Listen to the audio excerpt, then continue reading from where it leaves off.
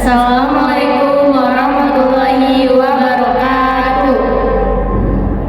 Kami dari kelompok 11 ingin memaparkan materi mengenai analisis regresi dengan variabel moderating dan intervening.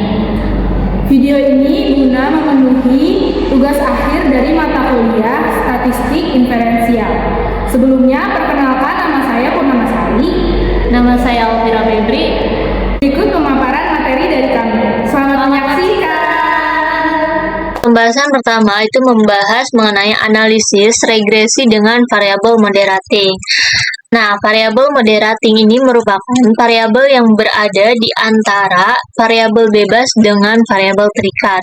Nah, posisi variabel moderating ini bisa memperkuat atau memperlemah hubungan atau pengaruh antara variabel bebas dan variabel terikat. Nah, di sini ada konstelasi dari variabel moderating. Nah, bisa teman-teman lihat gambar di samping, posisi variabel Z atau variabel moderating ini berada di tengah atau di antara variabel bebas dan variabel terikat. Nah, pada gambar di samping, variabel Z merupakan variabel moderating karena dapat memperlemah atau memperkuat hubungan antara variabel bebas dan variabel terikat. Artinya, semakin tinggi variabel bebas dan variabel moderating, maka semakin tinggi juga variabel terikat. Nah, begitupun sebaliknya, semakin rendah variabel bebas dan variabel moderating, maka semakin rendah juga variabel terikat.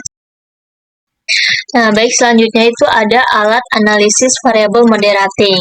Nah, untuk menganalisis variabel moderating ini menggunakan alat uji moderat regression analysis atau MRA yang merupakan uji interaksi aplikasi khusus regresi linear berganda di mana dalam persamaan regresinya itu mengandung unsur interaksi perkalian dua atau lebih variabel bebas. Nah, maka rumus persamaannya itu yang pertama itu Y sama dengan A ditambah BX ditambah BZ ditambah BX kali Z. Nah, ini untuk persamaan satu variabel bebas. Selanjutnya itu ada Y sama dengan A ditambah BX1 ditambah BX2 ditambah BZ ditambah BX1 kali Z ditambah BX2 kali Z. Nah, itu untuk persamaan dua variabel bebas. Nah, untuk rumus persamaan variabel moderating, teman-teman bisa sesuaikan dengan seberapa banyak teman-teman menggunakan variabel bebasnya, seperti itu. Baik, di sini ada contoh judul penelitian menggunakan variabel moderating.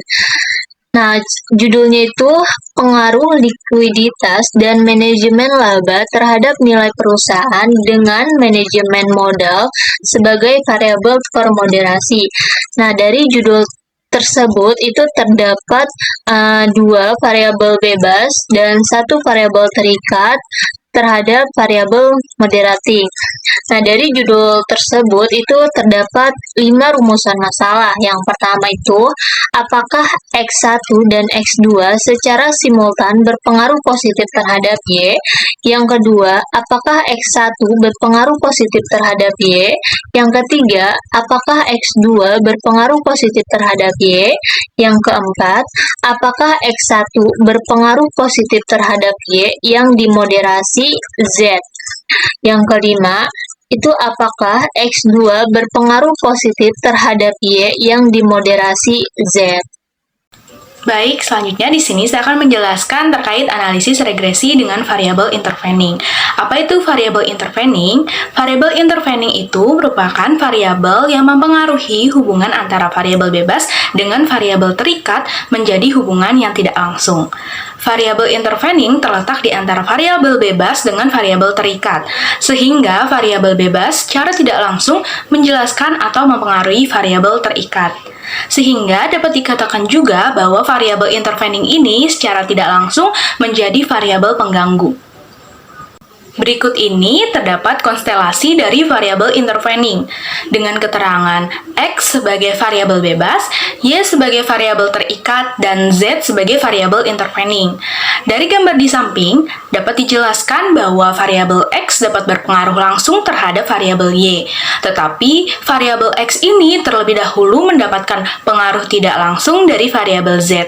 Baru setelah itu, variabel X berpengaruh terhadap variabel Y. Logikanya, semakin tinggi variabel X, maka akan meningkatkan variabel Z.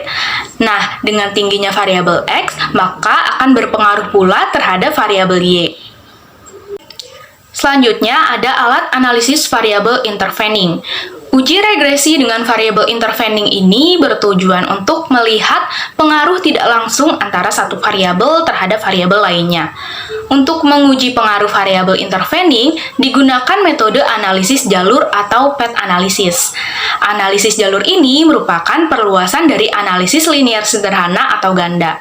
Atau dapat dikatakan, analisis jalur adalah penggunaan analisis regresi untuk menaksir hubungan kausalitas antar variabel yang telah ditetapkan sebelumnya berdasarkan teori.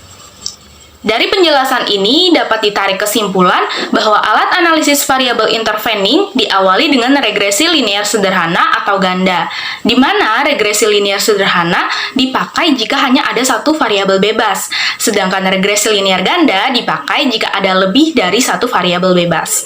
Setelah regresi linear sederhana atau ganda, baru dilanjutkan dengan metode analisis jalur atau path analysis. Nah, biasanya perhitungan dalam path analysis ini akan menggunakan konsep matriks determinan 2x2 atau 3x3. Kita lanjut ke contoh judul dengan menggunakan variabel intervening.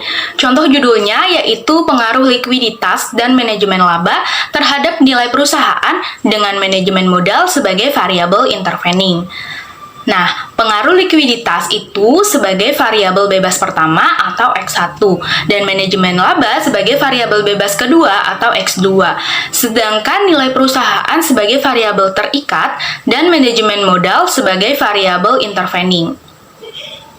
Dari contoh judul ini dapat ditarik 8 rumusan masalah. Rumusan masalah yang pertama yaitu apakah X1 berpengaruh positif terhadap Y. Yang kedua, apakah X2 berpengaruh positif terhadap Y. Ketiga, apakah Z berpengaruh positif terhadap Y. Yang keempat, apakah X1 berpengaruh positif terhadap Z. Yang kelima, apakah X2 berpengaruh positif terhadap Z. Lalu ada yang keenam, apakah X1 berpengaruh positif terhadap Y melalui variabel Z. Lalu yang ketujuh, apakah X2 berpengaruh positif terhadap Y melalui variabel Z. Dan yang kedelapan, apakah X1 berpengaruh positif terhadap X2. Sekian pemaparan video dari kelompok kami. Semoga materi yang kami sampaikan bisa bermanfaat. Terima kasih.